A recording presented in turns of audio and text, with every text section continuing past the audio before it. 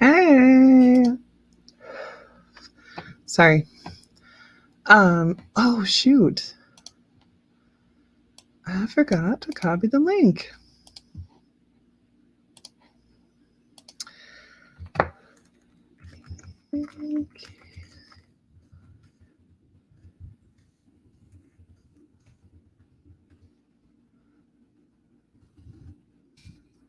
Sorry. Okay. The link is up. I almost forgot. That would be the one time where somebody was like, "Oh, I was going to join you." I missed you guys. Thank you for coming back and seeing me. Um, there's just been so much going on, and I was a little nervous to do the show, but it's fine. It's fine. Everything will be fine. Um, I have been still in a funk that I can't get rid of, but that is neither here nor there. And I'm working on it, and I know what I need to do. It's just difficult. Um, I do want to talk about something. I can't see who is actually on. It just tells me like how many people. Um, but a few days ago, um, one of my brother-in-law's friends, who actually is good friends with a few people that I know, um, one of hey Penny, one of their friends was actually shot in their front yard um, when he was yelling at somebody for to slow down driving down the road. I did post it on Facebook, and I did post a GoFundMe if anybody is interested in supporting his wife and his 3 kids. But the topic that I wanted to talk about, because this is something that I've been through as well. One of the people that's very close to him was, saying, I'm yelling at people all the time to slow down on the road, and this could have been me. And that was a super stressful thing for that person. And the thought of it could have been me um, is something that's really, really, really hard. And I think the fancy medical term for it is survivor's guilt. Survivor's guilt. Um, I had to go through this with my oldest, who is 19 now, but by the time he was 18, he already had 4 friends that were his age that had passed away. And that's a really tough thing, especially for a teenager, because they don't understand. They don't understand mortality at all, because they were teenagers. They think they're invincible. They think nothing can happen to them. So he struggled with that a lot. Like, why them? It could have been me.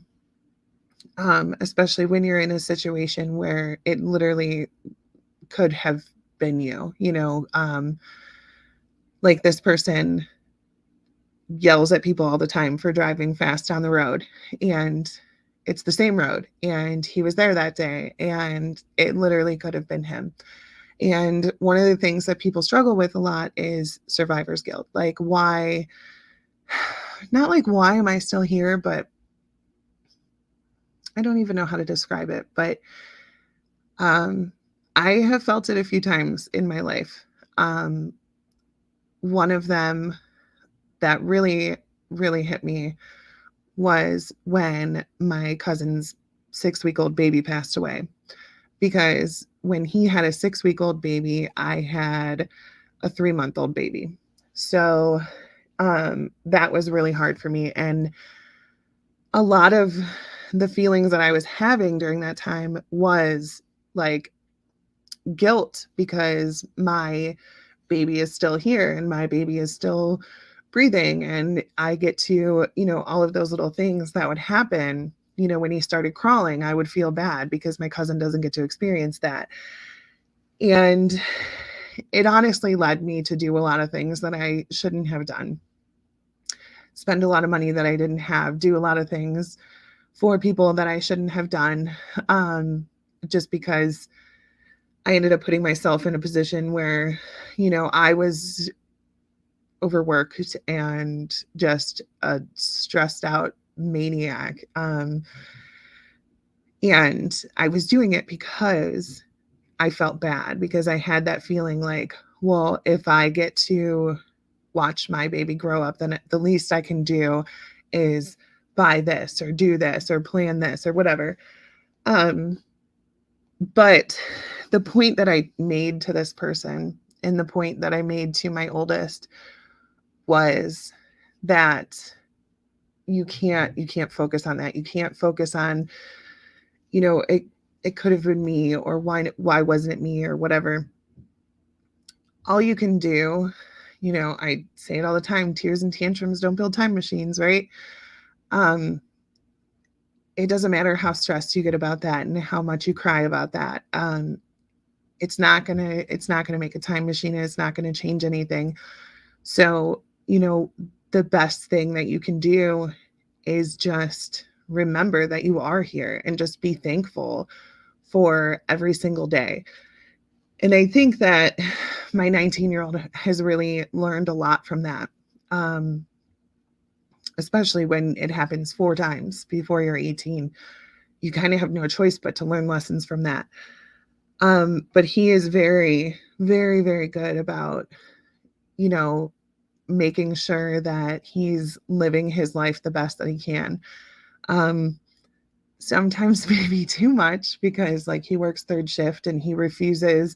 He always tells me that if somebody asks him to do something, he's going to do it. Um, which also might be a trauma response, because all those friends,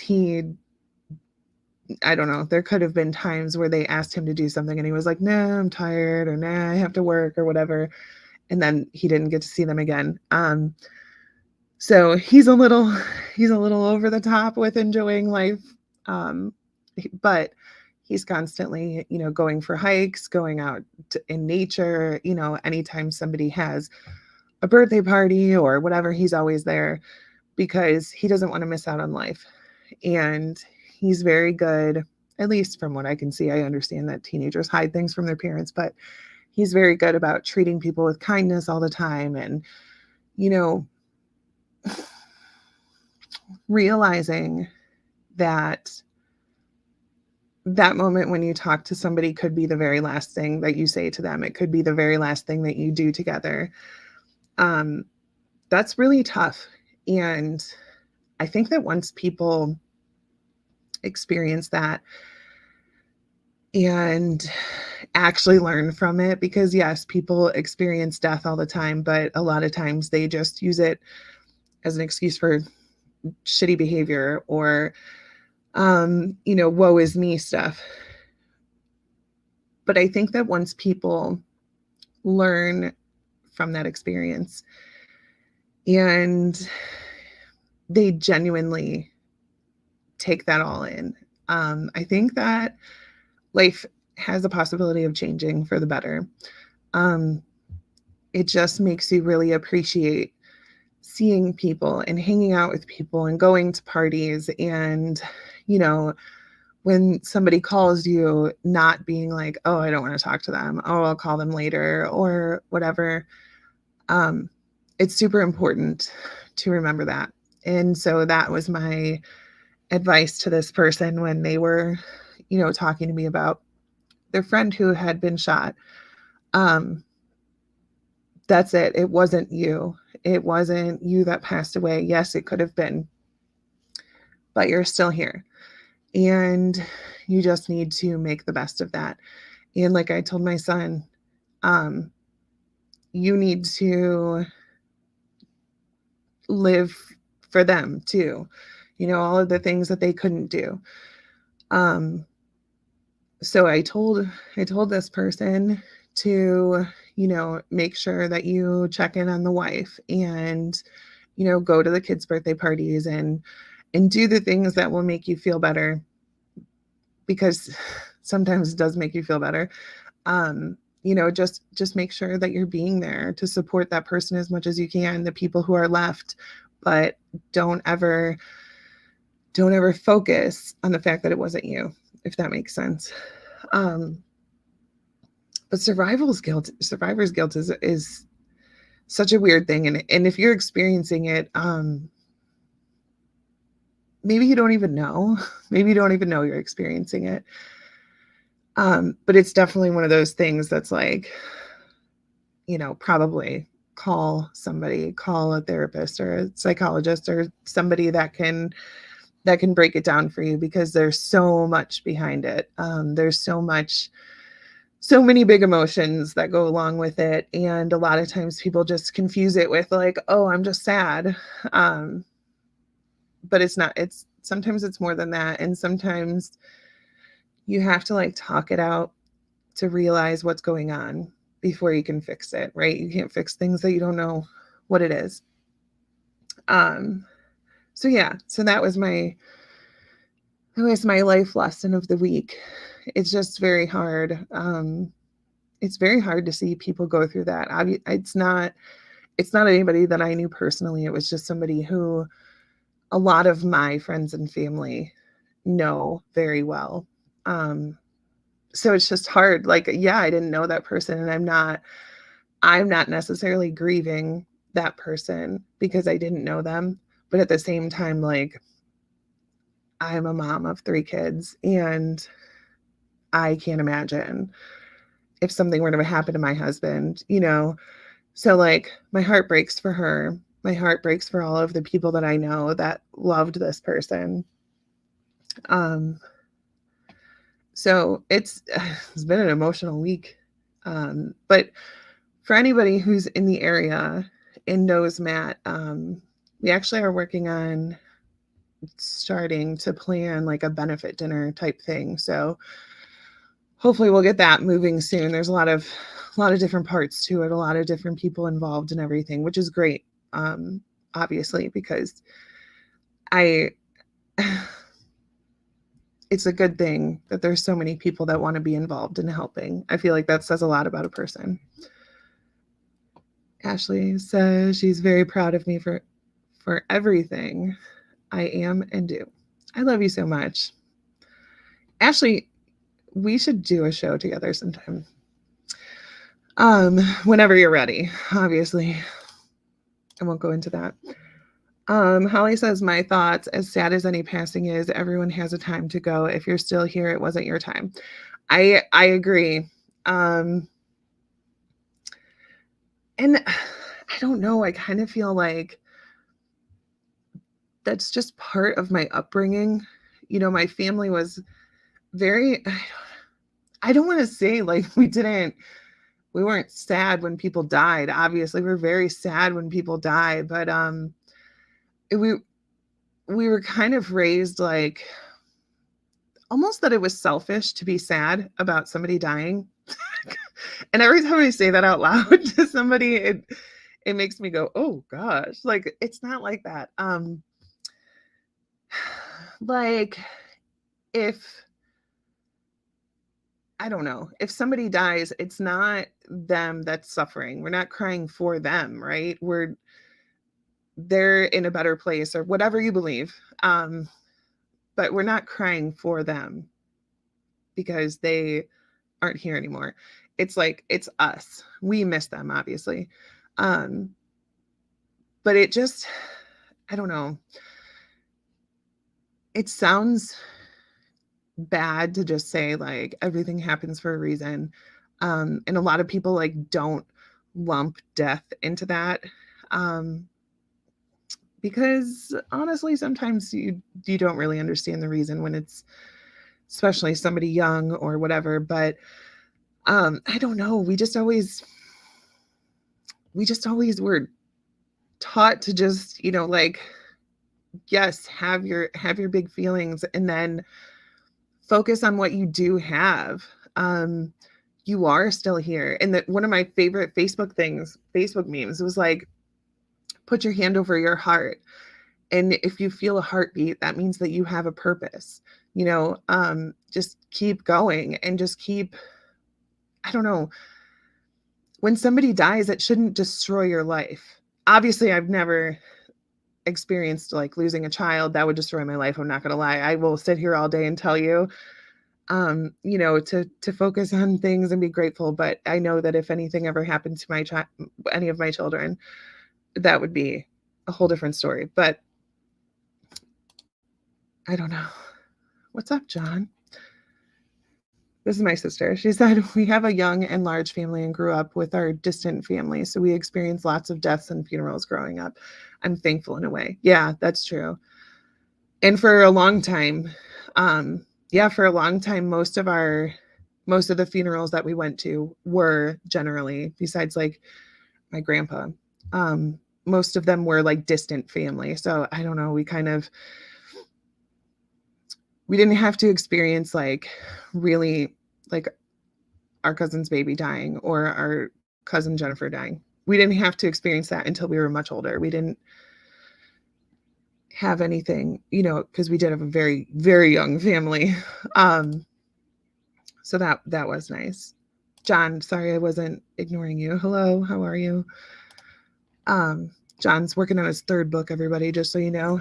But yeah, so if you guys are in the area and you want to have anything to do with the benefit dinner, we don't have a date or place or anything picked out yet, but that will be hopefully coming soon. We'll be working on that because yes, I can't imagine what she's going through having the kids, and she doesn't want to stay there anymore because it literally happened in their front yard. And I can totally appreciate that as well. I don't think I would want to either, but so we'll be working on that. And if you're not in the area and would like to donate to the GoFundMe, I posted that as well. But what's going on with you guys? Tell me in the comments. Whatever you're comfortable sharing. I actually just talked to a friend of mine last night, and we were talking about how we don't talk to people anymore. Here I thought it was me, like, okay, and this is exactly why I do the show. I don't know why I wasn't, but I'm talking to more and more people who are saying that they are just not talking to people anymore. They're just not, they have no desire to go to parties or, just be social in general. And I have been struggling with this. I'm not going to lie, for months and months. I just don't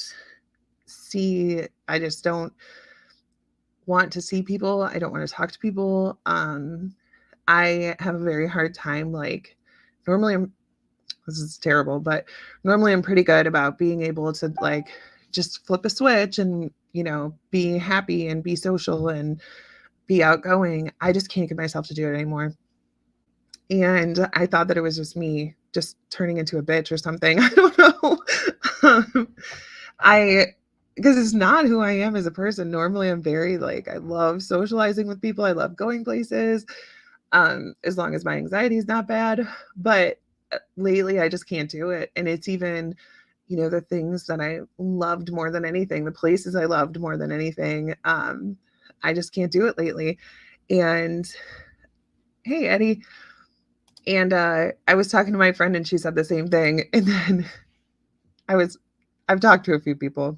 I don't want to say too much because I don't want to like call them out on it, but I don't know if you guys have been experiencing this too.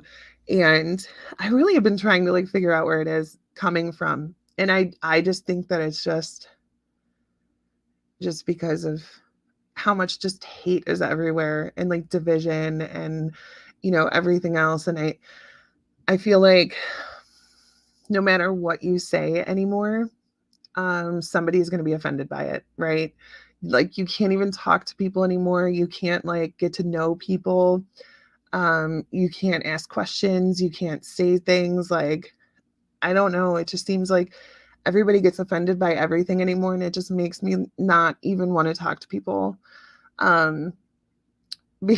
People are just so offended by everything. So like everything makes people angry, and I don't have the energy for that. I don't have the energy to like argue with somebody over how my actions were not meant to be taken, in an offensive way. I just don't want to deal with it. And so my brain's like, screw it, just don't talk to anybody. um, so if we are friends and you've noticed that I'm not talking to you, I promise you it's not just you. I don't talk to anybody anymore. And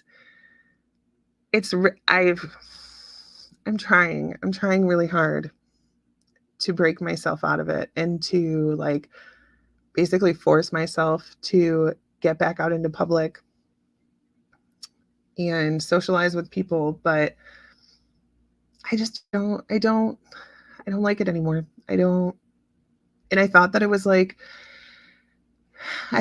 just like a funk that I was going through, because I do that sometimes, and I just will close off from people for a week or two. But this has been going on for a long time, and um,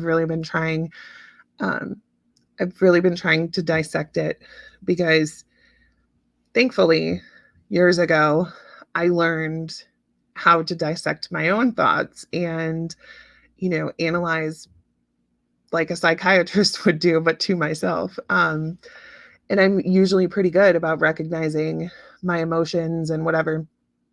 So I've been trying to like dissect it. And I think that I just have changed as a person. I don't know that I will be able to get over it. So I'm trying, I promise. I am like going out and doing things in like smaller groups and whatever, trying to get out into nature more often, because that helps. But it's just been rough. And I know that a lot of people are going through that. And if you ever need to reach out to somebody who understands that, just text me or message me or whatever. You don't even have to we don't have to have a full on conversation. You can just message me and tell me how you hate people. I'll be okay with it. If you just need to vent. John said, I finally talked in depth about happenings I went through a couple years ago with what led to my depression and suicidal times I was having with a friend. It was a deep conversation, and it was a deep conversation I was having that caused me to miss the paranormal podcast. Okay, gotcha. Yeah. I mean, sometimes it needs to happen though. And I'm guessing that you probably felt better afterwards. I guess depending on how the person reacted to it. But I know sometimes, which is why I started this podcast, not just so I could talk about things, but so you guys could too. Because sometimes you just need to say things out loud. And that's why I advocate for people seeing a therapist too, because sometimes it's so nice to just go there and talk to somebody who's not biased. It's not, like if I were to go to my friends and I'm talking about a fight I had with Richie, obviously they're going to take my side, right? Well, unless you have really good friends, because then they'll be like, you were wrong. But most of the times people are going to be biased and they're going to have one side or another. Or say you had something traumatic happen to you, but the person you're talking to knows the person who caused you the trauma. So they might try to downplay it or whatever. So it's so nice to go to a therapist or something and they don't know anybody in your life. They don't have the bias of knowing somebody or being friends with somebody or whatever. And it's so nice to just talk to somebody and to not have okay, I'm sure they're judging me. That's pretty much their job, but you don't have the outward judgment, and you don't have all of that. Scott says, as a therapist, I hear that a lot from my clients. It's hard to find non-biased people willing to listen. Absolutely. And I don't know, because sometimes you need to hear that you're wrong or that you're overreacting. I think that's honestly a problem that we have in society as a whole. People are never told that they're wrong or told like, maybe you should simmer down a little bit.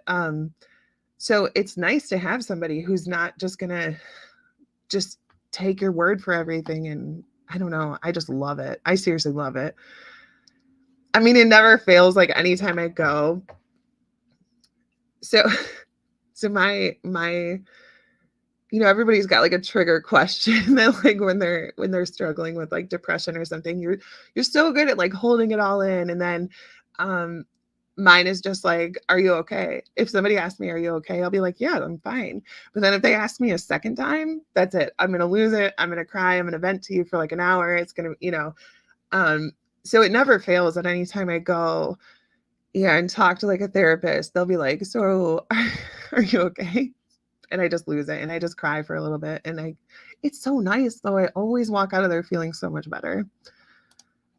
John said I did feel better. She's a good friend and wife of my buddy, but I could tell the story touched her, and she said, I'm a good man and she can see how much I love my wife, etc. That's good. That's good. It's super important. People just, if you're not going to go see a therapist or whatever, because a lot of people are very hesitant to go see a therapist. Having somebody like that you can talk to is really good though. Corey said, I'm starting to isolate again, and that's dangerous for me. So my sponsor gave me the assignment to call 3 people a day. That's awesome, dude. I love it. It's honestly been helping. And then my therapist has me practice opposite action, doing things you wouldn't want. Oh, doing things you don't want to do, like making plans and actually showing up. That's amazing. That's good. That's good. I should make that my assignment, is to call 3 people a day, maybe even at least text, because I don't even do that anymore. And practicing opposite action is that's probably really helping too, huh?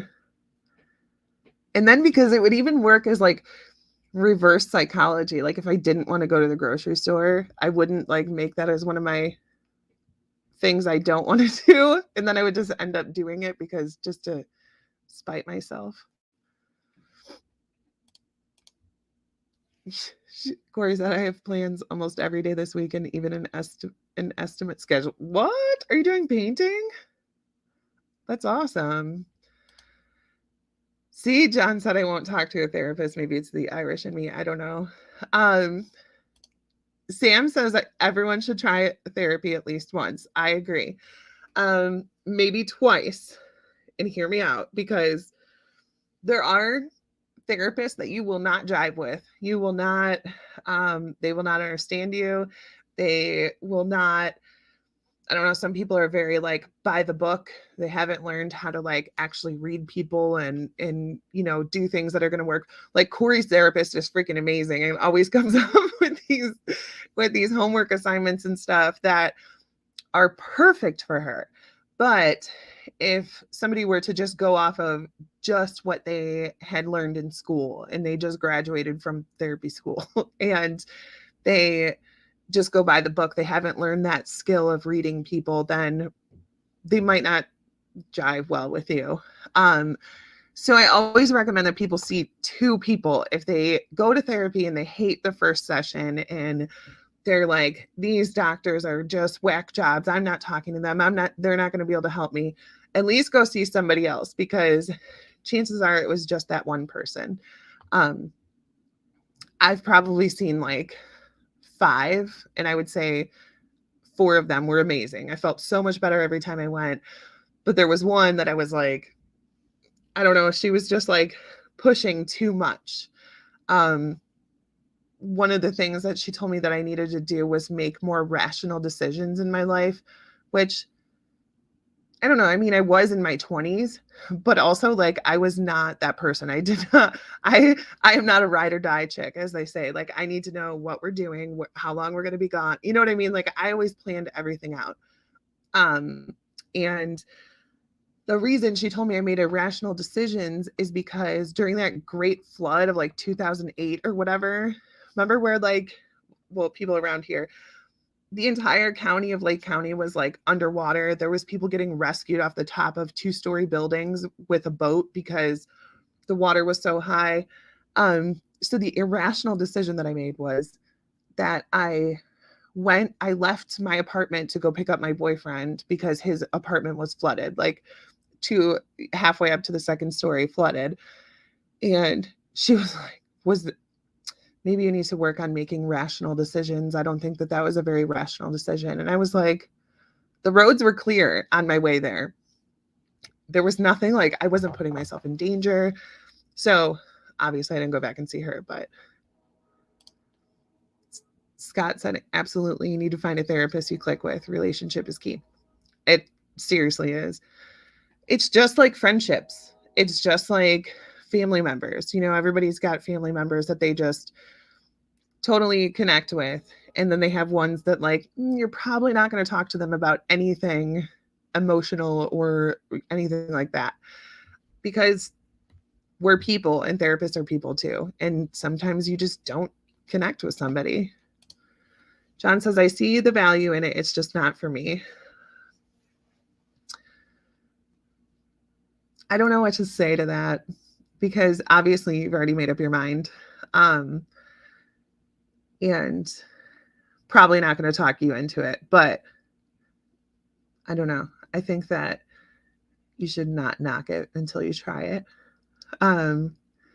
It is fantastic. And maybe Scott can recommend people, because he's around here. Well, I say around here.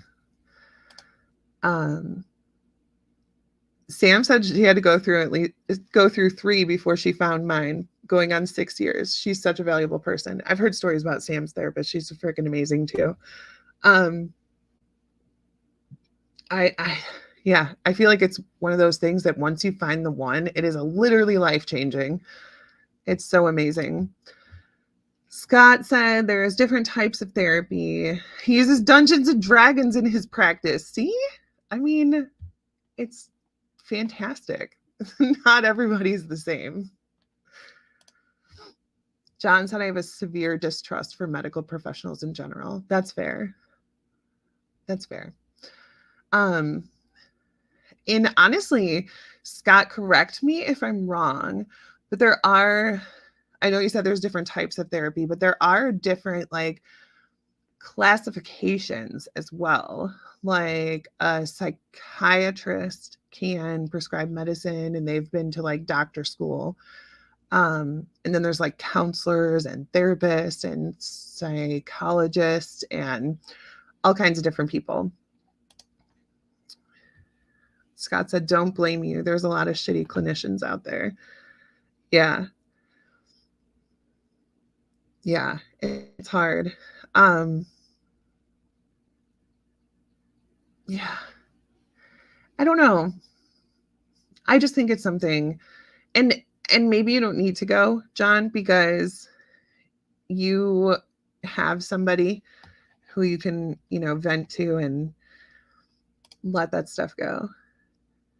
John said if America didn't run for-profit healthcare, I would probably feel different. That's true. I mean, at least with therapy, like, I don't know, there's no, like,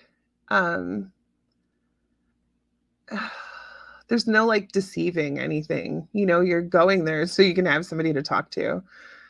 And that's what you're getting, obviously, because you'll be there. But yeah, I see what you're saying. Because, like, chiropractors, they don't, and sorry, people are probably going to be mad that I'm talking shit about chiropractors, but, like, chiropractors, they don't, like, heal you. And obviously a psychiatrist is not going to heal you either. But they want you to come in repeatedly.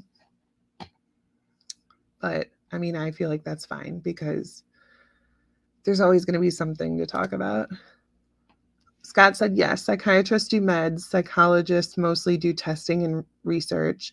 Counselors diagnose and do traditional therapy. And social workers can do therapy, but typically are more case management. Don't apologize for typos. I'm fluent in typo.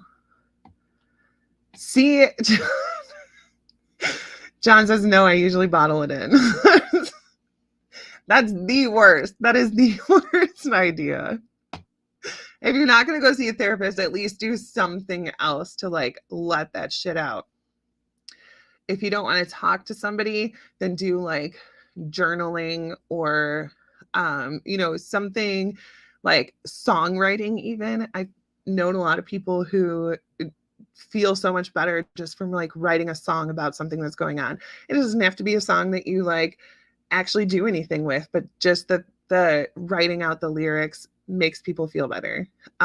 Writing out a journal, even if you type something up, because this is super therapeutic. Okay, type something up. Type up how you're feeling. Type up the whole story about the trauma that you had a couple of years ago. Type it up and then just take it outside and burn it. Because there's a lot of like symbolism in that too, because you're putting it all out there, you're acknowledging it, and then you're getting rid of it. So even if it's something like that, that's way better than bottling it up.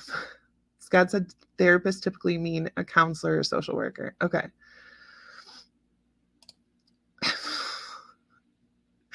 John, okay, we're only going to talk about this super quick. He said $500 for Tylenol at the hospital. Listen, one time when my kid was sick, he was in the hospital for 5 days. He kept throwing up the medicine that they were giving. So I went to Walmart, bought the medicine, brought it back because I knew it was a kind he could take because he takes it all the time at home. And they charged me $250 for the medicine that I bought because their pharmacist had to do the dosage. That's a whole nother, I could do a whole podcast on how much I hate the healthcare system. So we're not going to talk about that. Scott says therapists don't save people. We help people save themselves. I freaking love it. I love that. Yeah. And that's what, like the chiropractor thing. But chiropractors aren't teaching you how to fix your own back. But yeah, they're not going to cure you. But they're going to teach you different ways that you can manage your own feelings and different things that you can do to deal with your big emotions. And some of them are super, super silly. And you'll be like, get the fuck out of here. That is so dumb. That is not going to work. And then you'll do it. And then you're like, okay, I see why you said to do that. Okay, let me catch up on these. John said, sorry, my dad works in the healthcare space and I hear all sorts of horror stories. Yeah, same. He said I was boxing when I was going through my bout with depression. That's a good one too. Anything like physical like that, especially if you're hitting something, like a punching bag is such a good, like you just turn on some music super loud and just hit a punching bag for a half hour, you'll be good. Scott said, I like writing. Best technique I ever learned was to sit at a computer, open a Word document, then turn off the screen, then start writing. What? Start writing when you can't see what you write. That's probably where you learned how to type typos so much, huh? Just kidding. Just kidding. That's a good idea because that's kind of like ghostwriting, where you just write whatever you're thinking. I think it might be cool too. They have, maybe you guys can help me out. It's like Dragon, maybe, I don't know, but it's a program where you can just literally talk into your microphone and it will type it all up for you. It's like word vomit because you never know where it's going to go. That's a really good strategy. I might have to try that sometime. John says, I love writing, obvi, because you're like a best-selling author. I can't wait to get back into it soon. Scott says, people who do that writing technique are always shocked to see the things that bother them that they never even knew were there. Yeah. I feel like that would be really, really, really cool.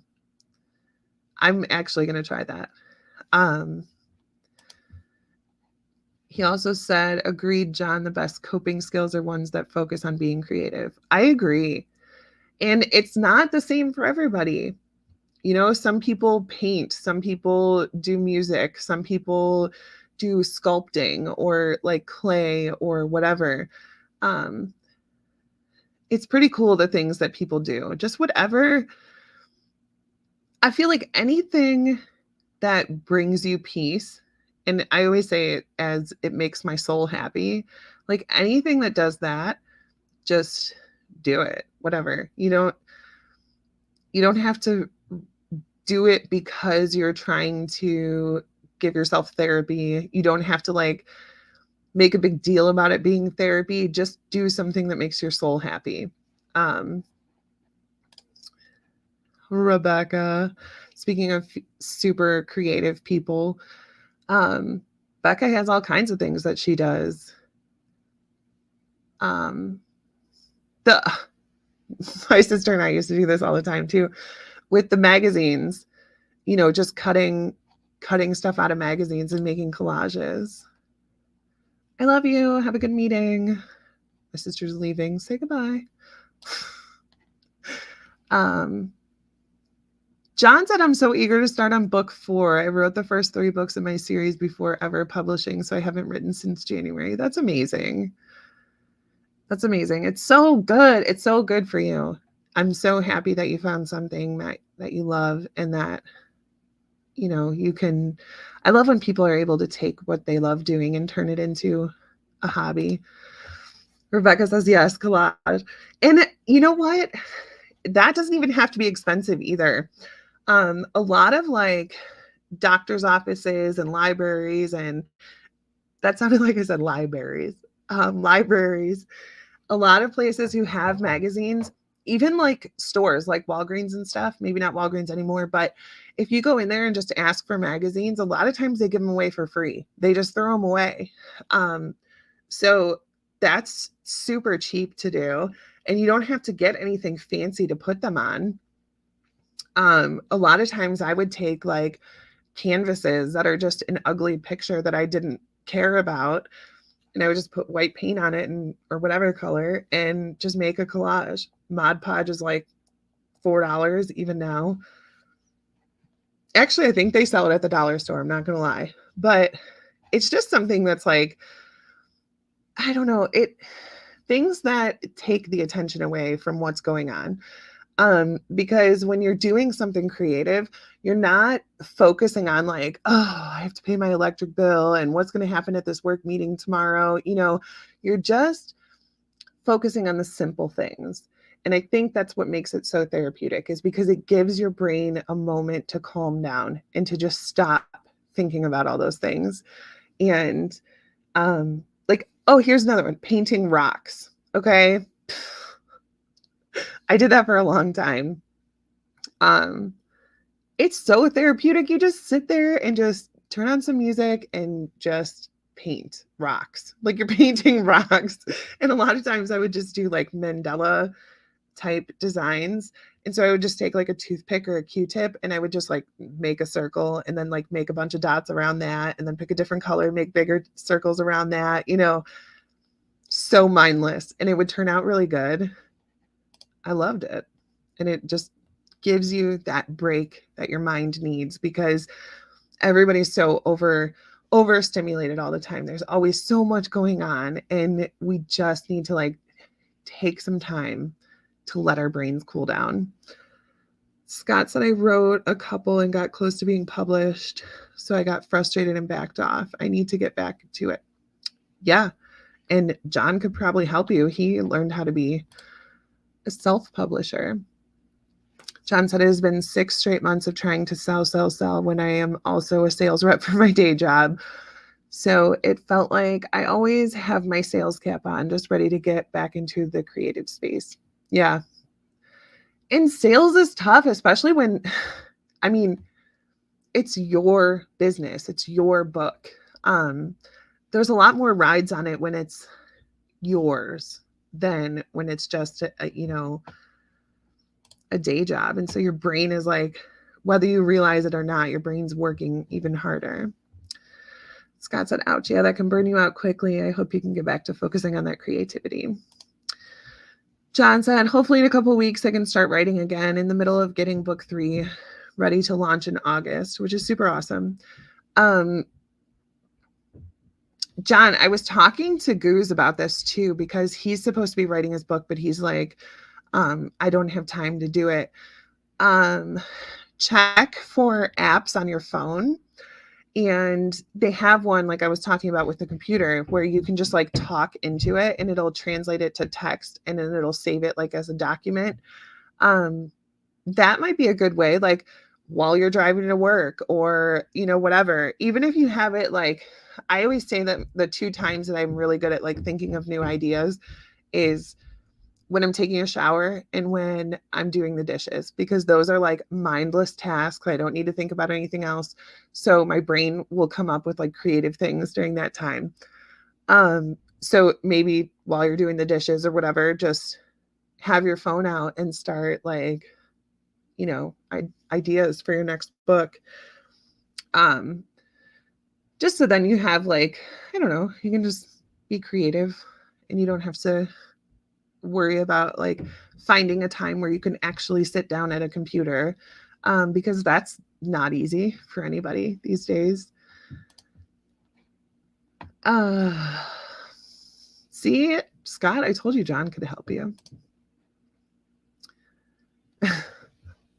John said that typing it out is therapeutic for me. It plays in my head like, oh, that's cool. It plays in my head like a movie as I type. That's cool. I used to love writing. That was something, you know, I went to a private school. Surprise. No, I went to a private school when I was in 7th and 8th grade, and it was an all girls school, and like it was 7th grade through 12th grade. There was 156 students in the whole school. Like my class, my entire class was 12 students. And we had the most amazing English teacher, and he used to give us these like writing assignments all the time. And I still would use them like well into my adulthood, because he would like give us these little prompts, and it was like the first line of a story and you had to write the rest of it. And he was like so encouraging, because we would all like read our stories and we were all like so invested in each other's stories, and we would go like a month of doing nothing else other than sharing our writing. And I think that's when it started, like when my love for writing started. And I actually have a poem published in a book as well. Guys are learning all kinds of secrets tonight. I know John's telling me to get back into writing too. I seriously love it. And I think it's so cool. I like reading as well. But if I'm being honest, my ADHD gets in the way of that a lot. It's very hard for me to sit and read a book. I'll be honest. I have thousands and thousands of books, but I can't, it's very hard for me to read. But I do love writing, and I can sit there, like you said, John, and that part is very therapeutic. Scott says I combine writing with music. I imagine would be the soundtrack for it. That's cool. If anyone is ever looking for good music, I recommend Explosions in the Sky. I cannot read the poem. I will send it to you, but I cannot read it on, because it is about a very dark topic. And I'm honestly surprised that my mom didn't put me in therapy when she read it, because it was very dark for how old I was. But that's just, I have always been able to put myself in other people's shoes very easily. And I could feel people's emotions, whether I was going through it or not, or whether I had gone through it or not. And it was just something that was like very powerful for me. And, you know, it's just like anything else. Like I share things on Facebook all the time, and that doesn't mean that I'm necessarily going through it. It just means that like, hey, if you're going through this, I feel like I could be empathetic, I guess. So I don't know. there is beauty even in misery, Scott. And it was good. I mean, I think I was like in 8th grade. Like I was very young when I wrote it. Um, it is harder to see, yes. And that's actually like totally circles back to the beginning of the show, but it is hard for people to see.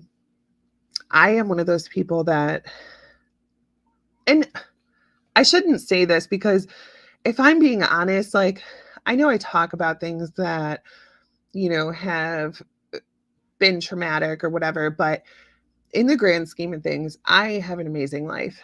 And I shouldn't speak like in general because there are things that like if that thing happened to me, I wouldn't be like, oh, there's beauty in it. No. um but I do see beauty a lot of times in misery. And it's like, what's his name? Mr. Rogers said that when, something happens to look for the helpers and to focus on that. I think that's great advice, especially because it puts it in terms for kids, which is great. You know, if bad things happen, but then there's always like these little magical moments that people don't notice because they're so focused on the misery of it. And a lot of times there is some of the most beautiful things come out of it, but people don't notice those things. John says, unless we're talking about the movie Misery, don't be tying people to the bed and breaking their ankles. I actually have never seen that movie because I don't watch scary movies. Sorry. I don't even know if that's a scary movie, but I haven't seen it before. But I know that it's that lady, what's her name? Kathy White? Kathy something? I don't know. I do know what you're talking about, but I don't think I've seen it. So we're definitely not talking about that. Yeah, okay. John said it's based on a Stephen King novel. That's what I thought. So at that private school that I went to, my Spanish teacher was actually friends with Stephen King. Super cool. She got to go see The Shining from the hotel that they filmed it at. It was like this big, like weekend long party, and Stephen King threw it, and she got to be there for the release or whatever, and she was like friends with him and would go visit him every couple of years. It's fun times. She was very cool. They did a stage play of Misery. That's funny. I might go see that. I do love musicals. Is it a musical or just a play? I don't know how you turn that into a musical. I'm guessing it's just a play. Okay, he confirmed, just a play. I mean, there could be some really good songs on that soundtrack if you were to turn it into a musical. They turn everything into a musical now, though. There's all kinds of them. It's doable. John said, did you ever see some lake did a big screen experience to play Jaws? Yes, to play Jaws while people sat in the lake on floaties. Yeah. So my sister that left already, one of her biggest fears is sharks. And like, she used to freak out about sharks in pools. I don't necessarily have like a fear like that, but I cannot imagine like watching Jaws while you're in water, like just chilling on a floaty. Scott, did you go or you just saw pictures of it? I don't know what Dreaded Sundown is.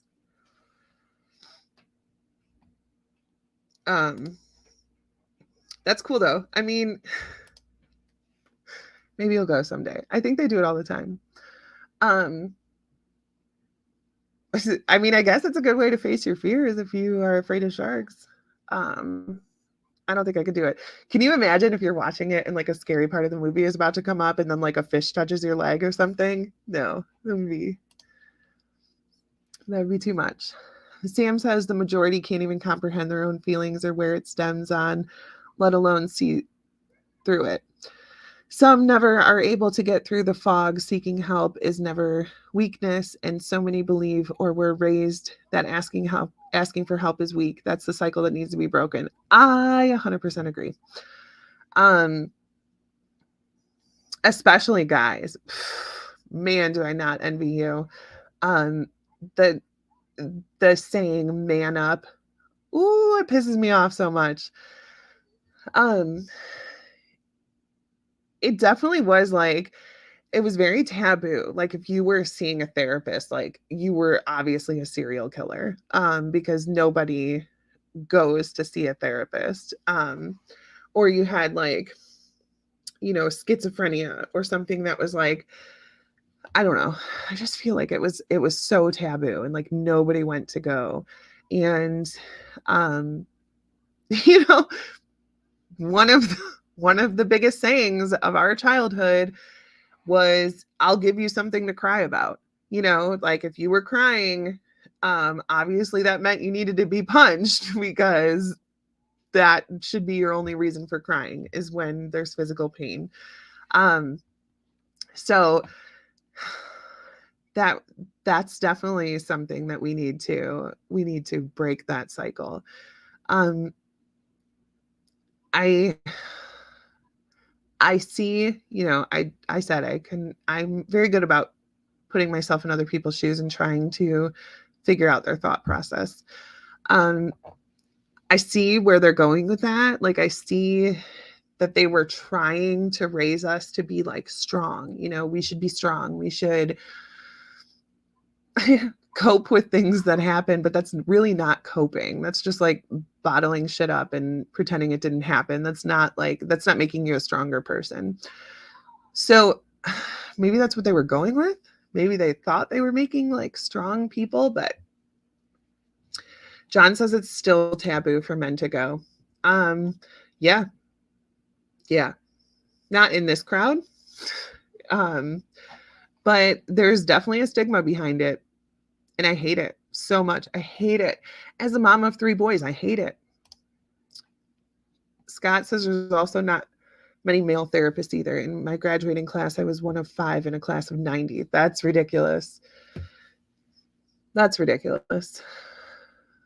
Do people ever give you a hard time about being a therapist?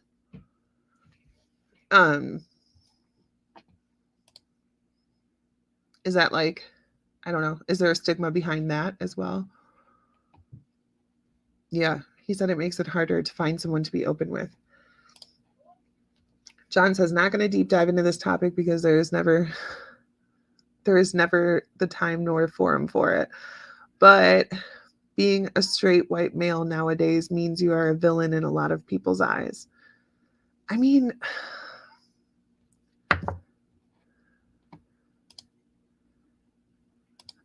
Scott, yeah, I feel like that's a whole different topic. I'll tell you a story about that another time, John.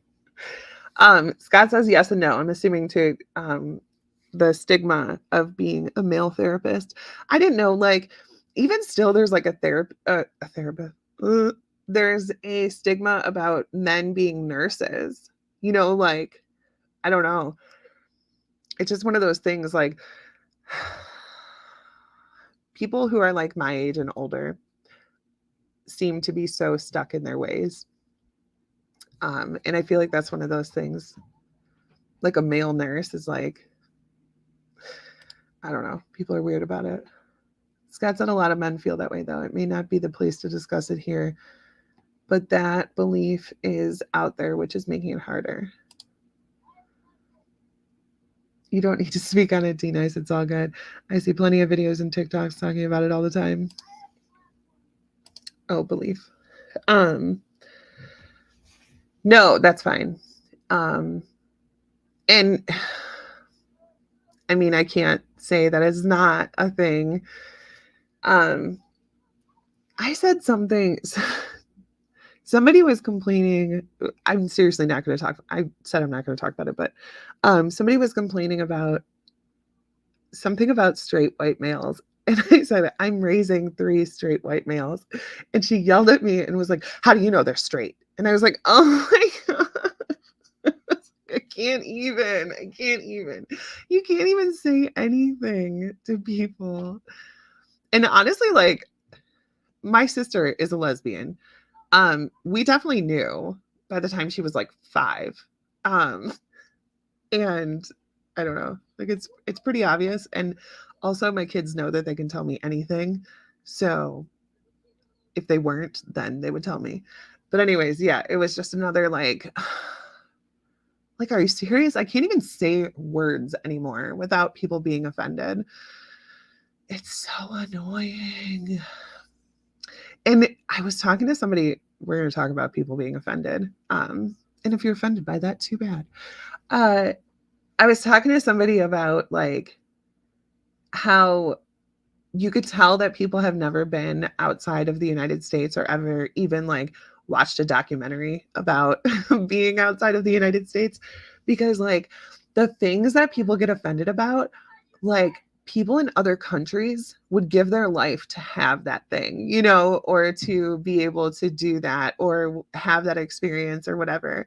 Um, it's just so so weird, the things that people are offended by now, or like the ways that people say that they're oppressed. Like, bro, you should check out other countries, because really, Johnson, I just hated it. It was never a thing when I was young. I have always gotten along with everyone. You know what? Listen, that's the you're 100% onto something, because I was talking to somebody, it was somebody younger, and they were like, was it like this when you were younger? And I was like, you know what? Honestly, no. I cannot, like, yeah, you had people who were racist or whatever, but it wasn't like, I don't know. It was like, if they were, it was like something like, oh my God. Um, but I feel like when I was younger, there was no like separation of anything, you know. If people didn't like you, it was because you were an asshole. It was not like, I don't, it was like how Martin Luther King said that he dreams of a time when, you know, his children can be judged by the content of their character, not the color of their skin. I feel like that's how it was. Like, if people didn't like you, it wasn't because you were white or because you were black or because you were gay or whatever. It was because you were an asshole. I miss those days so much. I hate that like everything is so divided now. Like every newspaper article is like, can't even like tell you the story until they tell you like the race, sex, and sexual orientation of the person who committed the crime and the victim. Everything's just so crazy. I definitely do not remember things being like that. Scott said, I think that's a big trigger issue. Everyone is too angry, feeling entitled, and want to play oppression Olympics. People need to stop taking everything in life so seriously, because you'll never get out alive. Thank you. No, you stay up there on that soapbox. That's fine. Because I totally agree. It's I watched this TikTok creator who he has made this whole series about like waking up in the United States of oppression, he calls it. And he's like, what am I going to be offended by today? And he like pulls up a newspaper article that's like something outrageous that people are offended by now. And I'm like, oh my God, I can't keep up. I can't keep up with what's offensive anymore. Hey, Patience. Welcome. John, I will live forever. Okay. Dave says, being mixed, I've heard my fair share of nastiness in our little country. We had some rednecks write racial slurs and disgusting messages on the front door of our church. Get this, with a green crayon. Yeah. I mean, I'm not saying that it doesn't. I'm definitely not saying that it doesn't happen. I just feel like I was never like taught. I don't know. I feel like it's so much more in the open now. And I don't mean like people being racist or anything. I just mean like everything is so focused on that. Everything is so focused on like, you have to have these titles and you have to have these like these groups that you belong in, and you have to act the way that everybody else in your group acts, and all this. I don't know. I just feel like everything's so divided, and everything's so like, it's not even about the division. It's about like the fact that like when you're in your group, you have to hate everyone who is outside of your group. That's the way like the media portrays things, and the movies and everything else is about like, pick your group. Sometimes you don't get to pick a group. If you're black or white, that's not, you don't get to pick that, but pick your group and then hate everyone else who's outside of it. And I think that's what's been bothering me so much lately, is like, everybody's so hateful. When did this happen? Why is it happening? Why can't we just not be assholes? Why can't we just like go back to hating someone because they did a terrible thing, not because they were different than you? Obviously I'm not saying that there aren't piece of crap people who write racial slurs on churches because they're assholes. But I'm just saying, I feel like everything is so much more amplified. Everything is so much more amplified. Like I was saying, they don't even write headlines anymore without putting descriptive words about the people involved in every single thing. I mean, every single thing. Like, whatever. It has to be like, a black blah blah blah was the victim of a white blah blah blah. Like, and it's like something that has nothing to do with race, or something that has nothing to do with anything, but they have to put those things in there. Like, Republican, Democrat, gay, straight, like everything's so divided. Why do we have to point that out? Like, why can't we be just like, some asshole stole somebody's car? Guess what? The person's an asshole. It's not, you know what I mean? Like, why are we making every single thing about race? And sexual orientation and religion and political.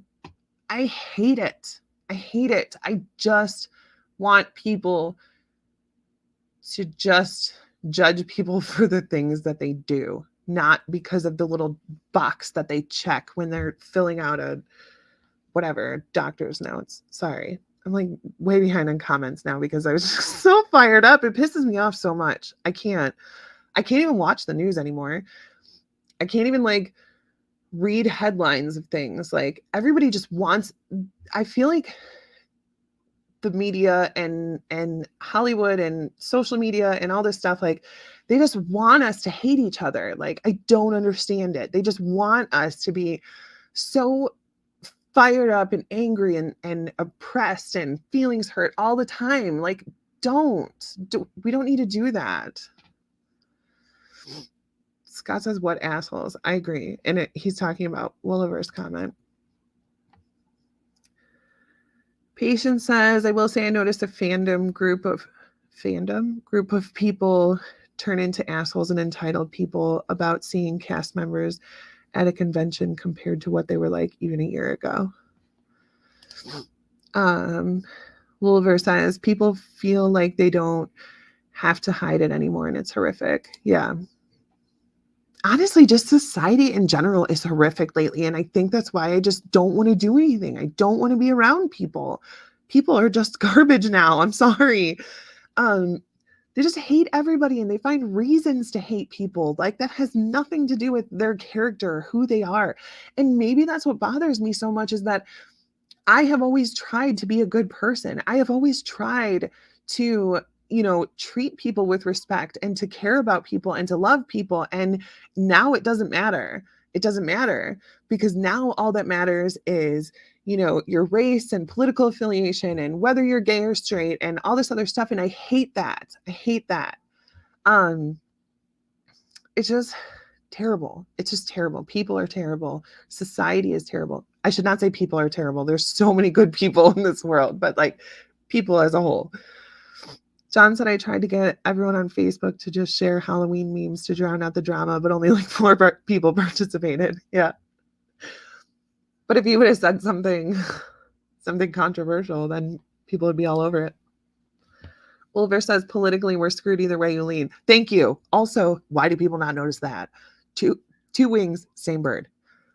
People have decided they don't want to promote being just decent human beings anymore. Yes, thank you. And politics is the same way. There's no more like, look at the good things I've done. It's look at all the bad things my opponent has done. Like, it's a hate competition. It's a hate competition, a slander competition. There's not even like actual debates anymore that mean anything. All they do is stand up there and point out other like flaws in other people. And what's that saying about like, don't blow out my candle to make yours burn brighter? That's what it is. It's just candle blowing the whole time. Everybody just wants to focus on like, well, he did this. Well, she did this. Okay, well, what the fuck did you do? Like, point out good things that you did instead of like just pointing a finger at somebody else all the time. John says a country divided is a country easier controlled. That's true. That's our government's motto, but we won't go there. That's another whole podcast. I can definitely get behind that because, you know, it doesn't matter. It doesn't matter where you fall politically. There's a lot of things that are going on that we shouldn't be standing for. And if everybody's so focused on fighting each other over things like your skin color and who you're sleeping with and all this other stuff, then we're not gonna join together to actually fight the things that need to be fought for. So, I mean, that's 100% accurate. Abraham Lincoln needs to rise up and bitch slap both parties as equals. I agree. And I always think too, like, our founding fathers are rolling in their graves. Like, they're like, this is not what we meant. No, you guys missed it. Why are you bringing up R.L. Stein as trash? Oh, I see what you did. That's how things are debated these days.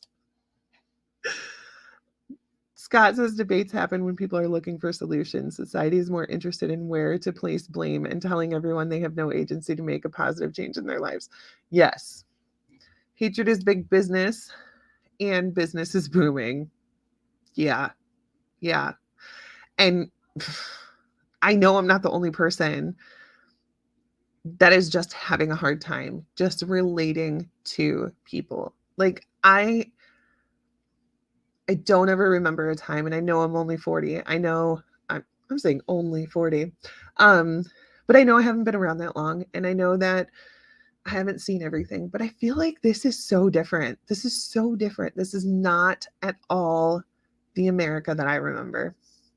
And maybe I was just an optimistic little child with stars in my eyes, but I feel like things used to be so different. People helped each other. People cared about each other. People didn't see race or politics were never even talked about. And maybe it was just like the people that we hung out with in our family. Politics was not something people talked about.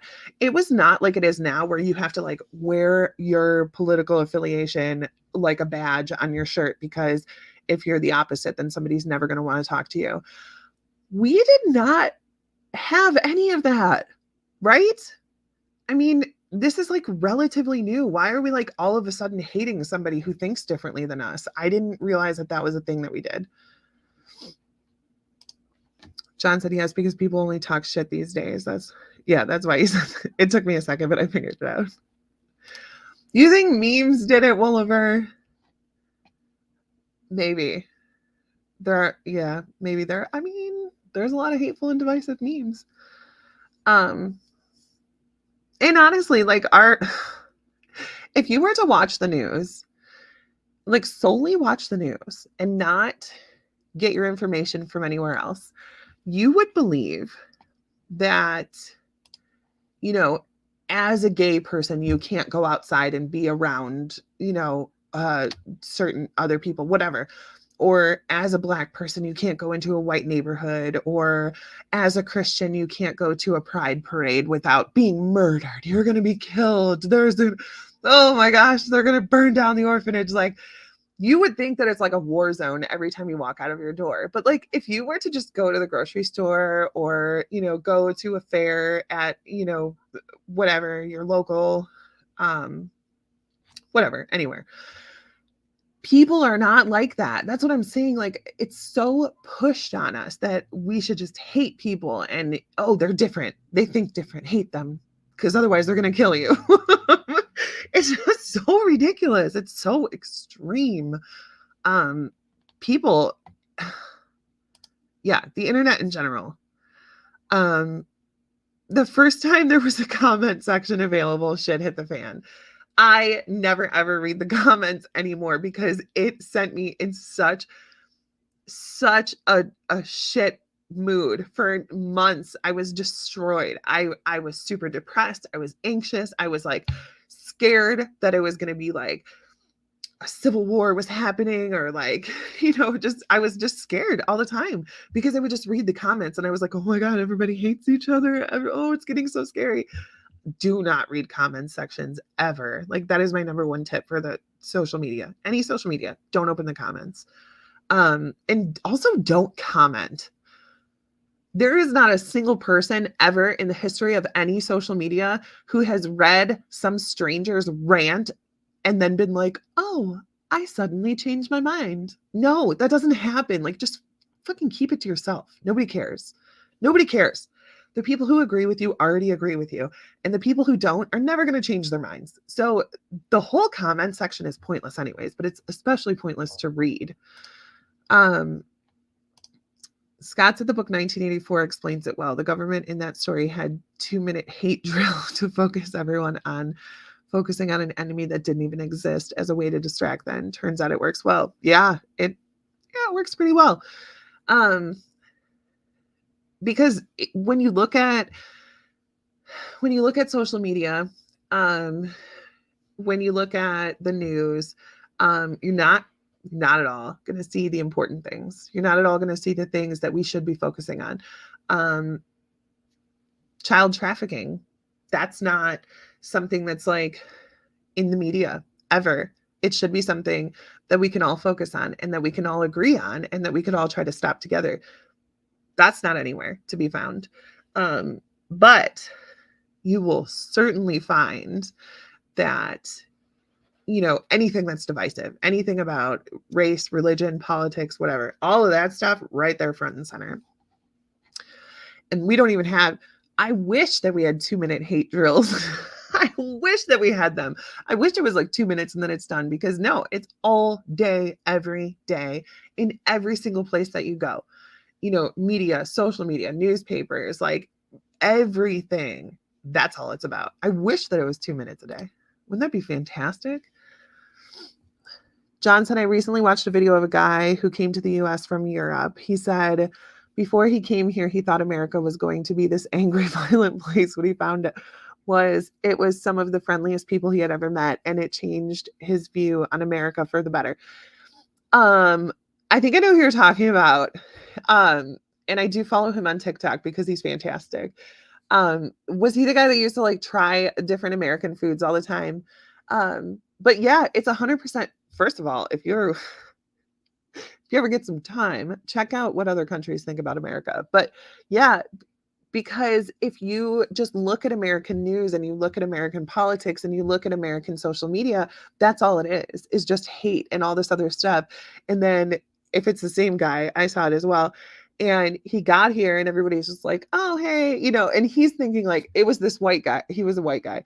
And he was thinking like he's going to get here and like, oh, black people are going to hate him. And, he's gay. So he thought that all straight people would hate him. And he gets here and everybody's just like, oh, it's so cool that you're here. Like, let me show you around town. This is the things you should do. Whatever. He was like, but that's the perception that we have as a country because that's all we put out there. That's all we put out there. 99.9% of the shit that comes out of America in any sort of media is hatred. So I don't blame him. Yeah. Oliver, at least now they're telling us about aliens. Do you know how you could tell that your country and your countrymen are so focused on the wrong thing? is when the they released this whole thing and they're like, hey, so just so you guys know, aliens are real. We've known about them for a long time. We've been studying. There's like 60 different races of aliens. There's a mothership. And it's like all of that is like not news. People are like, bring back the hatred. Like nobody cared. Nobody cared. There is life from other planets coming to Earth. And everybody's just like, no, we don't care. That doesn't get ratings. They don't even put it up. It was like a little ticker at the bottom of some hateful story. It's just crazy. Oh, I'll have to watch it. This guy from England is freaking hilarious. He just bought a pair of Hey Dudes because he said he wanted to get the most American pair of shoes. And so he asked all of his new American friends what shoes he should get, and everybody said Hey Dudes. So he got a pair and now he feels super American. But yeah, they told us about aliens and everybody's just like, meh. But they, there's no hate in aliens. If you tell us to discriminate against the aliens, then maybe we'll pay attention to your stupid news story. Oh, it's so ridiculous. John said, Oliver, they released a documentary called Independence Day in the 90s with a couple guys named Will Smith and Jeff Goldblum. Great historical piece. You should check it out if you get some time. And it's so funny because I always reference movies like that, like they are historical fact. Like when they're developing AI, I'm like, has nobody seen iRobot? Like, nobody's seen Terminator? Like, those are real things. Those are documentaries that came out in the 90s. Will Smith did a lot of great documentaries. Oh my gosh, he really did. Because he did Independence Day, and then he did iRobot, and then he did I Am Legend, which was a zombie movie. Like, he has them all covered. He did all the documentaries. John said, I am horrified about AI. Listen, Elon Musk said that AI is the number one threat to our country, well, to the world. I believe him. That is so scary.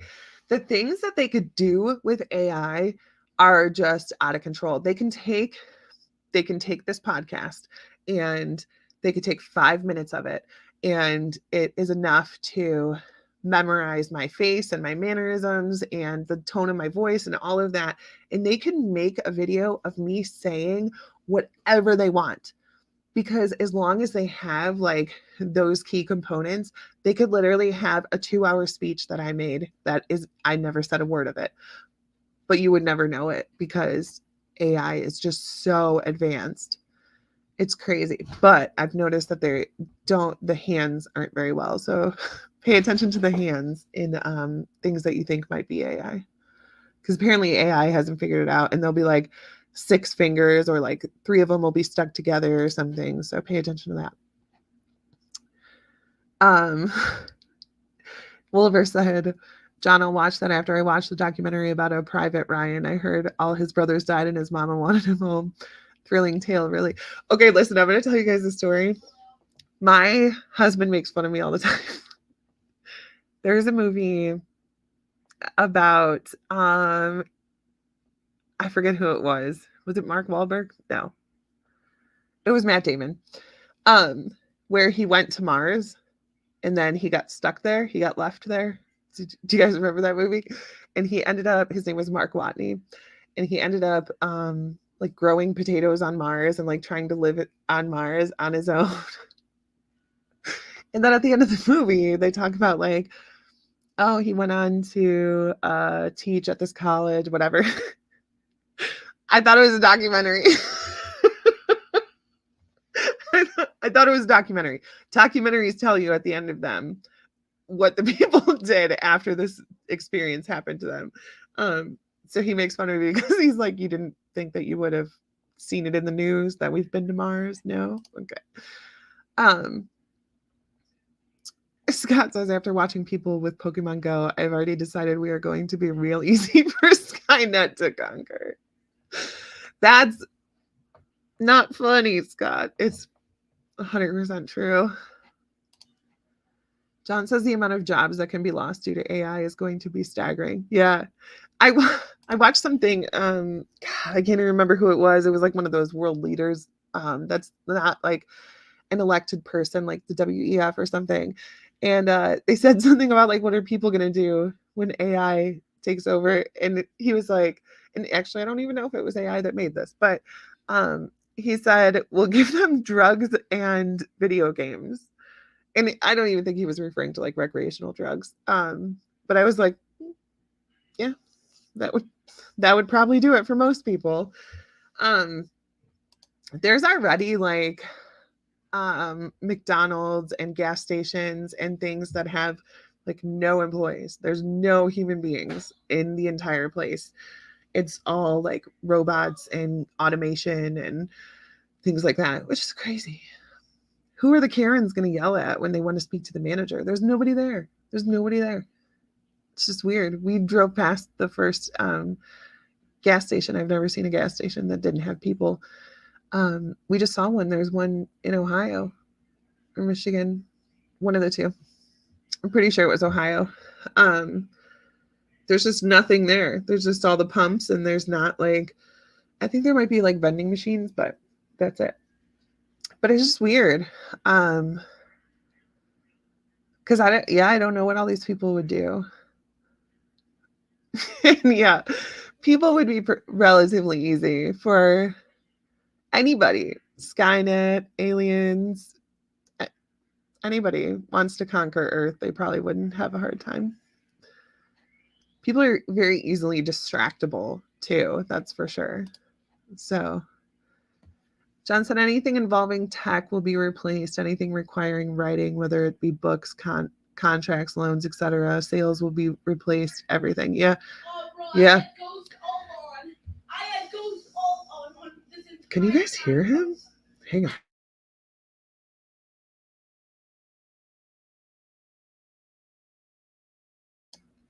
Okay, sorry.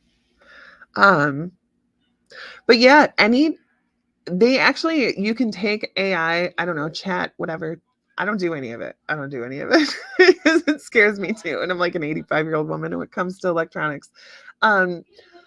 But you could just take and just type it in and be like, write me a song about blah, blah, blah. And it just writes lyrics and everything, like the musical stuff, all of it. Like it's all of the creative stuff gone.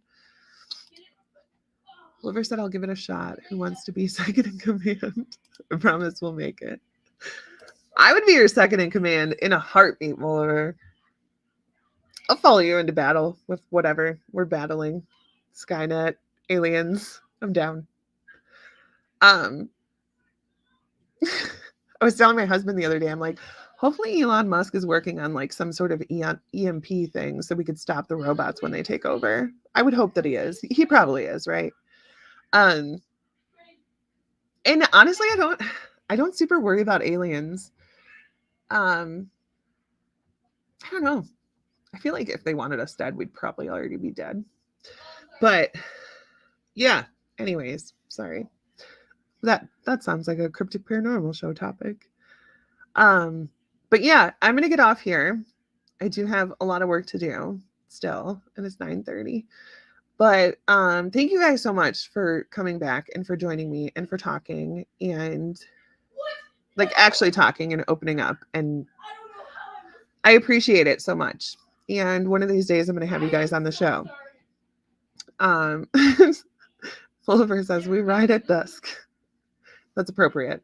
I don't like to wake up early. John says if I ever find a publisher or author using AI, I'll die on a hill calling them out. Yeah. Thanks, John. Come back next week. Yeah, we'll talk to you guys next week. As always, if you have any questions in the meantime, you have a topic you want to talk about, message me, message the page, whatever you got to do. If you want it to be anonymous, make it anonymous. That's fine. I've talked about things all the time that you guys have no idea came from somebody else. I always just make a little list, make sure I cover it so people can chime in and nobody has to know. So get your questions or topics over to me if there's anything specific that you want to talk about. Otherwise, I will see you guys next week. I appreciate you all so much for joining me, and I will talk to you soon. Bye.